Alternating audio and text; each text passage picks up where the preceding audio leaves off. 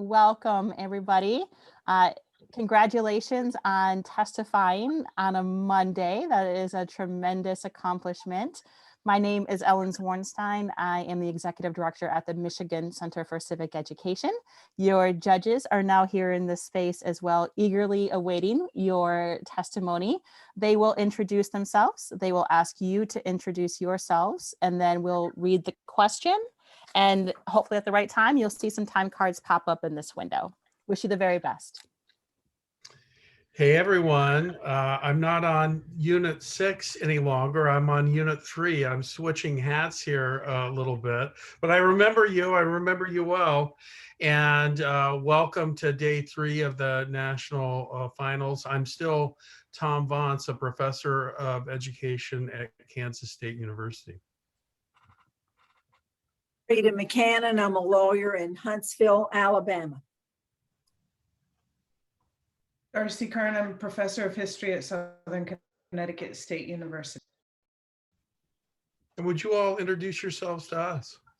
Good afternoon, judges. We are Unit 3. Our unit focuses on how the Constitution has been changed to further the ideals in our Declaration of Independence. My name is Rachel, and in the fall, I will be studying biology at Fordham University. Hello, my name is Sai, and I'll be studying mathematics at the University of California, Berkeley. Hi, my name is Lauren, and I'll be studying psychology at Penn State University. Hello, I'm Rohit, and I'll be studying economics at Duke University. But for now, we're all seniors at Trumbull High School, and this is our teacher, Ms. Boland. We thank you for being here today. Thank you all very much for those introductions. Thank you, Ms. Boland, for bringing your students to this competition and providing them with such a great experience. We're here today, and we're going to talk about question number 1, if I can find it here. Oh, there it is. Sorry about that. Question number 1. I do not think the United States would come to an end if we lost our power to declare an act of Congress void. I do think the Union would be imperiled if we could not make that declaration as to the laws of the several states. What impact has judicial review had on federalism? Is judicial review a counter-majoritarian practice? Please, whatever you do, for Pete's sakes, support your position. What limits, if any, would you place on the practice of judicial review? You may begin whenever you are ready. One of the Federalists' most important goals of the Constitutional Convention was to forge a strong set of federally enforceable rights against abusive state governments, a goal dramatized by the Catalog of Rights in Article 1, Section 10, the Federalist forebear of the 14th Amendment. These concerns stood in a stark contrast to the beliefs of the Anti-Federalists, which centered around limited central governments in recognition of the distinct laws, character, and history of the sovereign colonies. History proved the Federalists right. We agree with Justice Holmes. The federal judiciary's ability to declare state laws void is fundamental to the protection of liberty enshrined in the Constitution. Justice Holmes' opinion was shaped by the horrors he witnessed as one of the few officers of the Massachusetts Cavalry to survive the Battle of Gettysburg. He understood that what the framers had laid out in Article 1 was insufficient, that the 14th Amendment and its prefatory language, "no state shall," would usher in a new and necessary paradigm in the battle over federalism in our Constitution. Since that reconstruction, judicial review has been the tool that has steadfastly protected the rights of all citizens, and in many cases, even non-citizens. Using the doctrine of selective incorporation, the Bill of Rights has become a bulwark of rights against all government conduct. By applying many of the rights enumerated in the Bill of Rights as against the states, more than a century of Supreme Court jurisprudence has pushed the fight for civil rights and individual liberties forward. For example, in the 1925 case Gitlow versus New York, the court struck down a state law that punished advocating the overthrow of a government by force. In Gideon versus Wainwright, the court overturned a Florida law that stated a lawyer could only be appointed to defendant in capital cases. In Brown versus Board of Education, the court invalidated state segregation laws that violated the Equal Protection Clause of the 14th Amendment. In Timms versus Indiana, the court declared that the 8th Amendment's excessive fines clause is inapplicable to protection incorporated to the states. To be clear, in each of these cases, the Supreme Court struck down a law that was validly passed by a duly elected state legislator. In other words, in the context of invalidating state laws, there is no question on the matter. Judicial review is inherently a counter-majoritarian process, as it is contrary to the majority will as expressed by representative institutions. And while the idea of having 9 unelected justices having the power to overturn the sovereign will of the people may be discomforting for some, it is precisely what is necessary. In recent years, many have accused the court of usurping the powers of Congress and thus exploiting this counter-majoritarian practice. In cases such as Bush versus Gore, Citizens United versus FEC, and Obergefell versus Hodges, the court has ruled in a manner that many on both sides of the political spectrum see as inappropriate legislating from the bench. Although Congress has the ability to change the size of the court and impeach judges, we believe placing true limits on judicial review is almost impossible. Judicial activism is inevitable.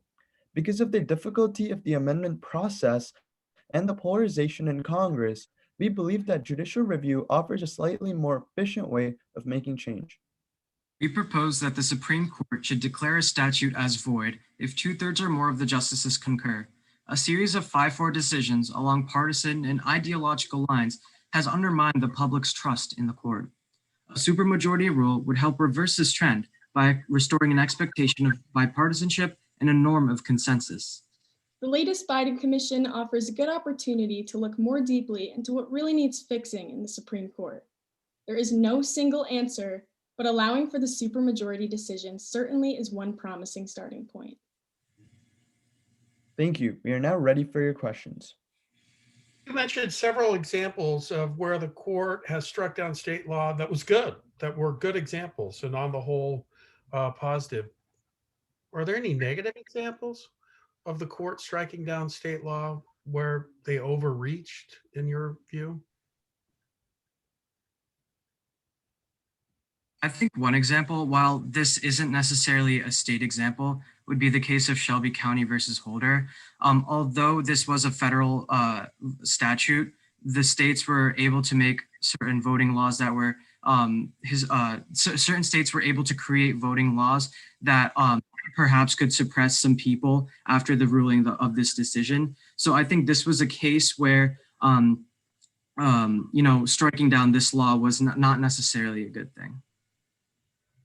I would say that many of the federalism cases that come up in the Supreme Court that deal with federal supremacy are actually all really good cases, because when a state passes a law that inherently goes against some people's rights, that's when the court needs to step in and be able to protect these rights. So I don't think there are a lot of examples where it is a good thing.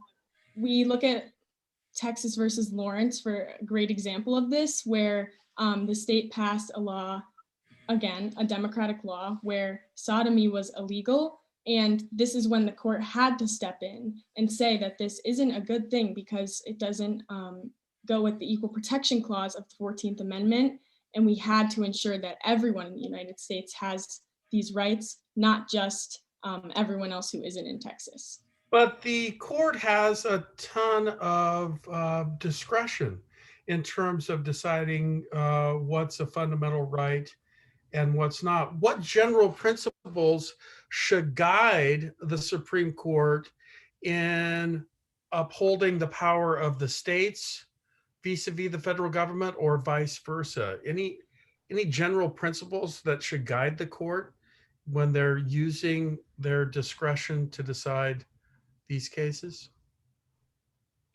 Well, Personally, go ahead, Rachel. I believe it should be what's written strictly in the Constitution, whether we're looking at the Bill of Rights or the Articles themselves. In Federalist 78, Hamilton actually said, "The people authorize the Supreme Court to pass neither force nor will, but merely judgment." So while yes, the Supreme Court's job is to interpret the Constitution, I believe it should be purely based off the words that are written there. Well, Rachel does bring up a good point. I believe that the court does have the power to kind of look at some of the values that are implied in the Constitution.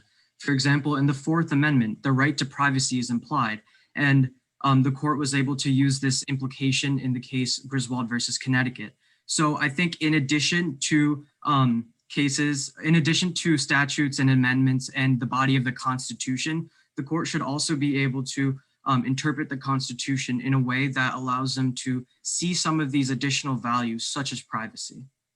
Although Rohit does bring up a good point, I personally disagree with him here. I believe that judicial activism, the way it is right now, is an overstep of the judiciary's powers. As a matter of fact, Justice Roberts recently stated, this court is not a legislator. It says what the law is, but not what it should be. And by looking at what Rohit says, by using implied rights given in the Constitution, that goes against the function of the Supreme Court. The Supreme Court's function is to interpret the Constitution, and that's it. I want to ask you about the case involving the state of Alabama, but I'm going to avoid that today. We could get to fussing. You mentioned something about the supermajority, wishing you could change the voting to the supermajority. And my question is this: you've got 6, I think I'm right in saying this, Republican selected justices. My question is, if it's got to be a supermajority, how are they going to get anything done? And if there are 5-4 votes, as we said before, there are several cases over the last 75 years that have been 5-4 votes. If you're looking for a supermajority, is anything ever going to be decided? I would say that yes, there will be cases that are decided, because in fact, only 19% of the cases that have been decided in the past couple of decades have been 5-4, and these are the cases that we hear the most. For example, Shelby County, which was decided on a 5-4 basis. And the reason that I believe that we should have the supermajority is because these 5-4 decisions have undermined the public's trust in the court, like we've mentioned in our opening. And like I said before, the ruling of Shelby County caused a lot of states to create some of these discriminatory voting laws without getting pre-clearance from the federal government. Yeah, I would agree with Rohit, and I think it's important to note, especially in the case Brown versus Board of Education, although it wasn't a unanimous decision, it almost was a 5-4 decision. But the Chief Justice was able to get this unanimous decision in the court. So when there are decisions like this, it is possible to make it a supermajority decision, if not a unanimous decision. But I do think that another way we can reform the court is going along with the confirmation process, just because of how political it makes the process as a whole, and the judicial branch isn't supposed to be political at all. I think that if we had a time limit on the confirmation hearings in the Senate, this would be a great idea, perhaps 60 days, because during George W. Bush's presidency, there were about 40 justices waiting to have hearings for 350 days. And this just builds up the polarization that's in the court. So if we can't do a supermajority decision, I think that this confirmation process is what we can look towards to make sure the court is not partisan. Are you talking about appellate courts, not justices? You said how many justices waited 300 and something days? 37, about 40. And that must have been appellate Yes, level. all levels. I would also agree with Lauren in saying that the polarization of the Supreme Court has become dangerous. And another slightly more radical yet potential solution would actually be term limits on Supreme Court justices. And according to Reuters, actually 2/3 of Americans believe we should have Supreme Court justices term limits. And essentially these limits would be 18 years, ensuring that every 2 years a new justice is nominated. And that would prevent the process from being so highly political, because we know there would be regularity in vacancies. And so that way there would be a much more even distribution of political ideology along the Supreme Court. And then these majority decisions will be much more viable. Yeah, adding on to my team members, I believe that the supermajority itself is also a check on the Supreme Court, which is a good option. In Brutus 11, Brutus warns about the danger of the Supreme Court, as he says, all Supreme Court decisions are final and they can only be overturned by another Supreme Court decision or an amendment. And by requiring this supermajority, we can ensure that all of the judges do in fact believe that this is the right decision for the country and that there won't be lasting effects like Rohit had mentioned with Shelby County. Yeah, I'm glad you actually just mentioned the possible checks mentioned in Brutus, because you say earlier that judicial activism is inevitable. And my question then is, why even have state legislatures? If the court's just going to overturn state law, why have state legislatures, or even the idea of popular sovereignty?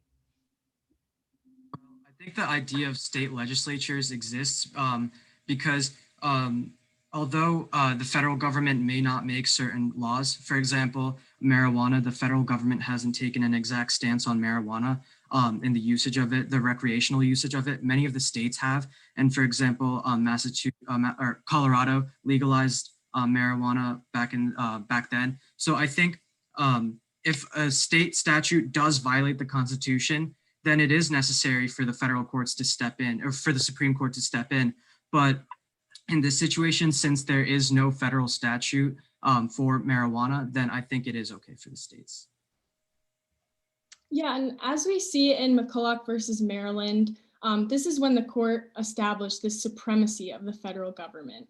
So I would actually have to disagree with Rohit and say that state legislators don't really have a purpose when the Supreme Court can make the decisions that say that the federal government is above all what should be happening, because there are so many cases in the Supreme Court where state laws are struck down and they're inherently democratic processes and by passing these laws.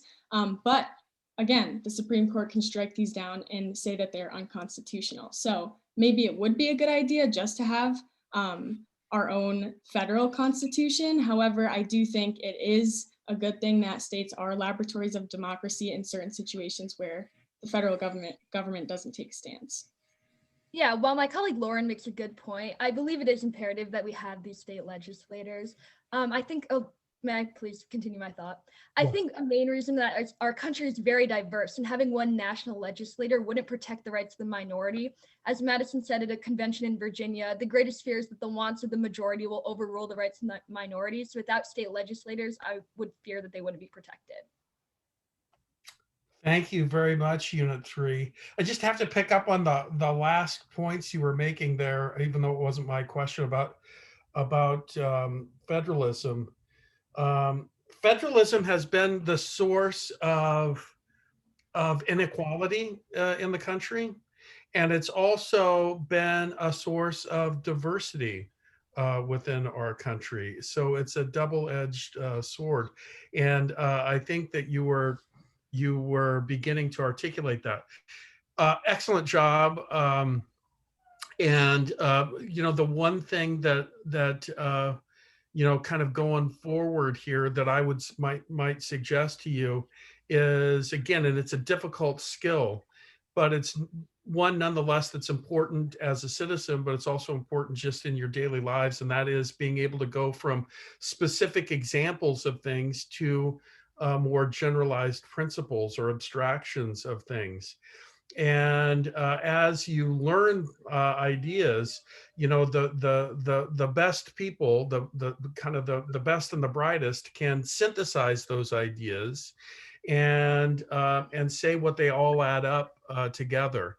And here we're asking you to not only do that, we're asking you to do that on your feet, so to speak, in the context of follow-up questions. And I thought you did. You were able to do a very good job of that. My particular question about what principles might guide us, you could have gone a lot of different directions in that question.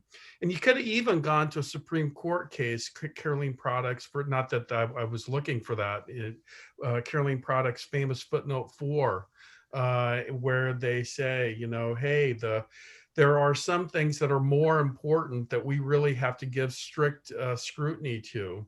The rights of discrete and insular minorities, those involving the political process, those involving rights in the Bill of Rights. So there's an example of the court taking specific examples and generalizing, and if you could do that, that'd be great. But I thought you did a great job.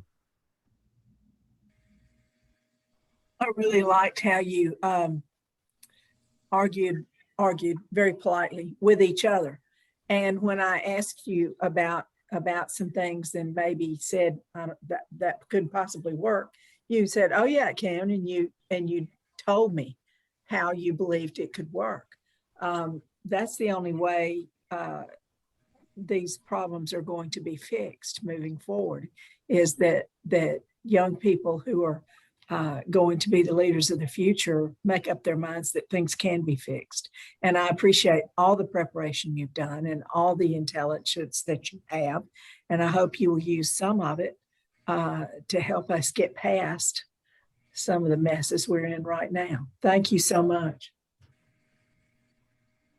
I thought you guys did a very good job. You answered my question very well, with, citing Supreme Court cases, citing state law, mentioning that the US is very diverse. I liked your idea of a supermajority, that you mentioned term limits. I thought you gave good answers to the principal's question. Unfortunately, Tom took my question on, has the Supreme Court ever gotten it wrong on state law? And I think that was the one question where you could have perhaps given a few more answers. But, overall, this was a very good performance. Well, and Shelby too. That's part of the reason I didn't want to get into it with you. I think they messed up. That's Alabama, by the way. Thank y'all so much. It was outstanding. Thank you so much you for for the feedback. feedback. Good time. Students, you may stay here for just a moment.